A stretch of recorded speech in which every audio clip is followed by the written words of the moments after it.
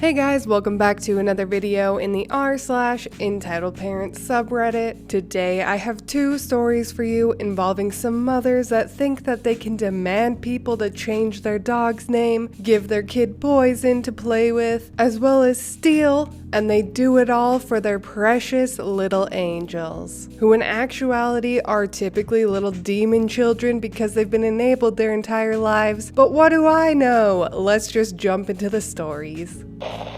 Crazy mother demands I give her kid my Tide Pods to play with. I do my laundry weekly at the exact same laundromat I have for the last year, on the same day of the same week, at the same time. Nothing ever happened before, that is, until today. I get into the building and I notice a mom and her kid. Probably no older than 5 or 6, just running around without care. I find an open wash and toss my clothes inside, grab my bag of Tide Pods and toss them in. That's when EK notices what I have and comes up to me. "What are those?" "They're Tide Pods. They clean my clothes." "No, they don't. Mommy has a big bottle of soap." "These are soap too, but they don't make a mess." "Oh, okay." The kid runs off to his EM and I assume he is telling her all about the Tide Pods. I notice out of the corner of my eye and notice EM gestures towards me and says something to EK. A few moments later, the EK is back but doesn't say anything to me. I take out my earbud and ask, "What's up?"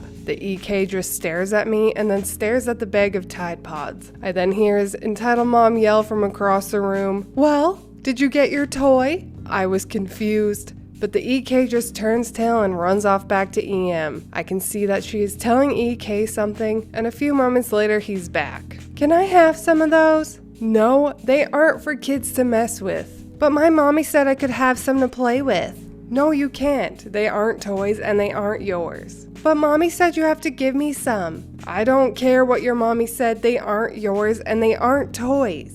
I admit, I started to get heated and my tone of voice started to get more stern. That's when I hear it, the inevitable rumble of an EM. This is the super fun conversation that follows. "Excuse me, don't you dare yell at my son." "I didn't yell at him, ma'am, I was just..." "Don't you lie to me, I heard the whole thing and you yelled at my baby." "Whatever you say, lady." I stopped being polite at this point. "Mommy, he won't give me the toy." "Kid, these aren't toys." "Give him the toys now. You're too old to be playing with toys. He deserves them for being such a good boy today." "Lady, these are not toys. They are Tide Pods." "I don't care what they are. My baby wants to play with them and you have to give them to him." "No, I don't." EM now looks like she's about to turn into a cartoon steam whistle at this point, so I decided to put my music back on and ignore her. I could hear her very faint yelling over my music, but I just ignored her and she walked away with her wailing child. Now here's where this gets funny / kind of alarming. About half an hour later, I notice that my clothes are done drying and I go over to grab my wonderfully warm clothes from the dryer. That's when I glanced up and noticed EK wasn't with EM. I figured he was harassing someone else and didn't think much of it. As I'm folding laundry, I glance up again and there it was. EK has my bag of Tide Pods next to his EM and is playing with the pods, and he's being super aggressive with them, clenching them hard, pulling them from both ends, stomping on them, and throwing them around. His EM is sitting there smiling while watching her entitled kid play with a toxic ball of liquid. I immediately walk over and snatch the bag away from EM and EK and tell her, "What the hell, lady? You let your EK steal from me and play with something that is toxic. He's fine. It's not like you need them all to yourself. Stop being so selfish." "Look, lady, I should call the cops and tell them your kid is running around stealing from people while you let him, and that you're letting him play with toxic things like they're toys. You wouldn't dare. He's just a kid. He didn't do anything wrong." And that's when it happened. Her EK had jumped onto a Tide Pod and it burst. As the EK slipped and hit his head, the kid starts screaming as loud as he could. "Look what you did. You hurt my baby. I'm calling the cops." "Lady, you call whoever you want. Your kid did this to himself." Entitled mom just picked up her now snot and soap covered crying kid and left. still screaming about police and how I hurt her kid. I just went back to folding my clothes and left. Police never came while I was there, but EM left her clothes in the washer and I don't know if she came back for them. Next week, I'm going to a different laundromat in another town. What did I just read? Who doesn't know about Tide Pods? If this happened to me, I'd be like, sure kid, here you go. And while you're at it, tell your mother to try this thing called the Tide Pod Challenge. They taste delicious. I'm kidding! Maybe. But for real though, mothers like this bother me so much because I think they're an amazing parent by being sweet and giving their kid whatever they want, including other people's poisonous belongings. When in reality, this is the worst thing you could do to a child because you're just enabling their terrible behavior and teaching them that it's okay to be a spoiled, entitled brat. That's how Karens are made, and dear God, we do not need any more of those.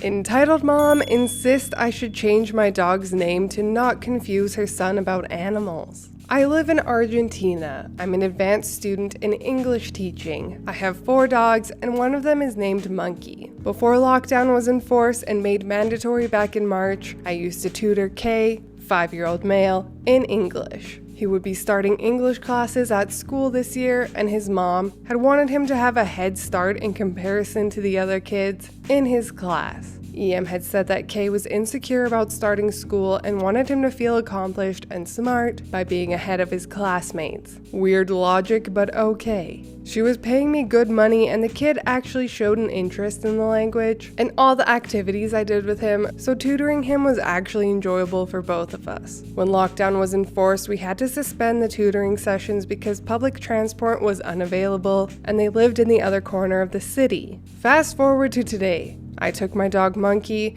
for a walk today and we ran into EM and Kay at the park. Kay was thrilled to meet one of my dogs at last. I talked to him about them before and showed him pics. He was very polite and asked what was her name, how old was she, if he could pet her, etc.